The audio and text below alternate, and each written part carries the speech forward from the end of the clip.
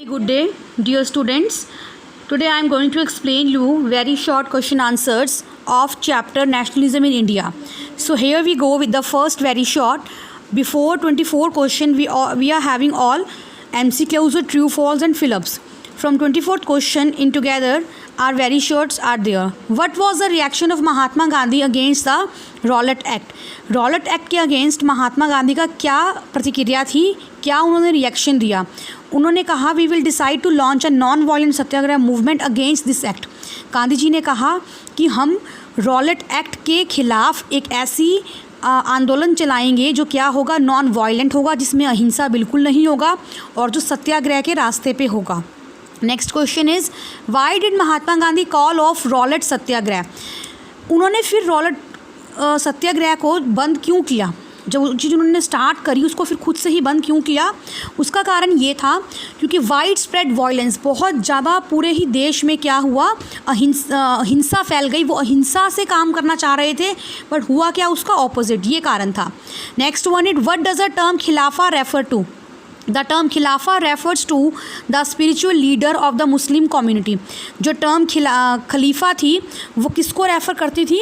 वो मुसलमान कम्युनिटी थी उसके एक बहुत बड़े लीडर को रेफ़र करती थी जो एक तरीके से बहुत ही स्पिरिचुअलिज्म को बिलीव करता था। Next is in which Indian National Congress session the idea of Khilafat non cooperation movement was accepted? कौन सी ऐसी मूवमेंट थी या कौन सी ऐसी सेशन था जिसमें ये एक्सेप्ट किया गया? ये था इंडियन नेशनल कांग्रेस सेशन जो कलकत्ता में हुआ था 1920 में। What was the result of the boycott of foreign goods and textiles during the non cooperation movement? जो रिज़ल्ट क्या आया, जो हमने बॉयकॉट करे फॉरेन गुड्स अपने, उसके लिए क्या लोगों को इफ़ेक्ट पड़ा?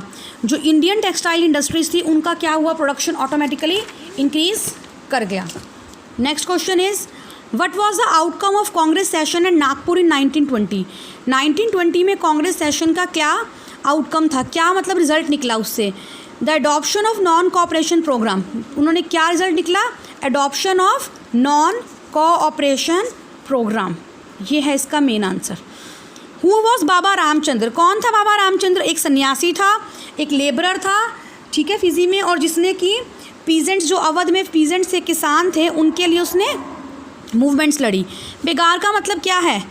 बेगार ऐसा पर्सन जो फोर्स लेबर है, जिसको पैसे नहीं मिलते, विदाउट पेमेंट जो वर्क करता है। State the major demands of the peasants who participated in the non cooperation movement. कौन क्या क्या डिमांड्स थी? जो लोग नॉन कोऑपरेशन मूवमेंट में पार्टिसिपेट कर रहे थे, किसान, उनकी क्या क्या डिमांड थी? They demanded reduction of revenue, abolition of begar and social boycott of oppressive landlords. उन्होंने कहा हम टैक्स कम देंगे, हम बेगार का पूरी तरह से विरोध करते हैं, और हम जितने भी ये ऐसे ज़मींदार हैं जो हम पे दबाव बनाते हैं, हम उनको बायकॉट करते हैं। What did Swaraj mean to the plantation workers in Assam? Assam के प्लांटेशन वर्कर के लिए स्वराज क्या था?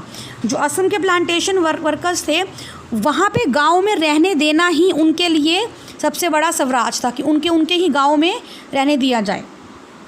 विच act did not permit plantation workers to leave the tea gardens without permission?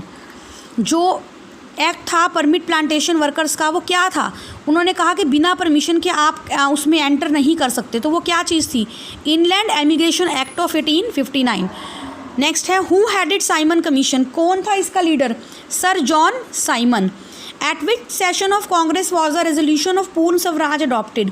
Congress के कौन से सेशन में पूर्ण स्वराज अडॉप्ट किया गया? Lahore session in December 1929। What was the main motive of the salt march? Salt march का मेन मोटिव क्या था? सॉल्ट मार्च गांधी जी ने इसलिए किया कि जितने भी उन्होंने सॉल्ट के ऊपर टैक्स इम्पोज करे थे, उन सभी के सभी टैक्सेस को हटाना, लोगों को एक साथ लेके आना और उनको ये बताना कि जो सॉल्ट मार्च जो नया कानून उन्होंने बनाया है उसको बिल्कुल ख़त्म करना। Who led the civil disobedience movement in Peshawar? कौन कौन से लोग थे? Abdul Gaffar Khan and frontier. अब्दुल गाफर खान थे और उनको लोग फ्रंटियर गांधी के नाम से भी जानते थे। फ्रंटियर गांधी का मतलब ये कि जो अपने ही तरीके से एक आगे आके पहल करके इस मूवमेंट को देख रहे हैं। Name the peasants name the peasant communities of Gujarat and Uttar Pradesh who were active in civil disobedience movement. कौन कौन से थे किसान जो उत्तर प्रदेश में बहुत एक्टिवली पार्ट ले रहे थे? वो थे Patidars of Gujarat and Jats of Uttar Pradesh. जो उत्तर प्रदेश के जाट थे और जो गुजरात में पटीदार्स थे वो लोग थे। हाँ जी क्लास, अभी आपने सिर्फ यही वाले क्वेश्चंस करने हैं जितने आपको एक्सप्लेन करे हैं। इसके बाद आपको आगे की वीडियो सेंड की जाएगी, but listen it carefully and learn it carefully. Thank you.